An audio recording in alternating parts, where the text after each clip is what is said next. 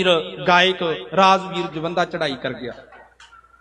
माड़ी गल है, मापियां दा पुत मर गया, कला कला सी वो पिछे जे नौजवान मरिया सिद्धू मूसे वाले वाला वो भी इको सी, ये भी एक सी। सरकार ने साडे कन्ना च एक बोल पाता, हम दो ते हमारे दो। चंगी गल है, हम दो हमारे दो भी चंगी गल है, पर मैनू ये गल नहीं समझ आती कि वडेपा किहदे सिर ते कड्ढना बाद च। रब ना करे इहो जी कोई मौत मार दे, इहो जी मार कोई मार दे रब। अज राजवीर दा परिवार उहदे कोल कोठियां भी हैगियां पर पुत नहीं हैगा घर। अज वो परिवार करोड़ों की जायदाद दा मालिक है मूसे वाला, पर अज भतंगी भावें उन्होंने बुजुर्गी अवस्था च आण के लिया, छोटा है पर बुजुर्गी किहदे सिर ते कड्ढनी है। कोई दो दो चार चार भतंगी बच्चे साडे घरां च होने लाजमी ने। रुख एक पुट्टिया जाऊगा, दूसरी छावें ते बह जांगे असीं।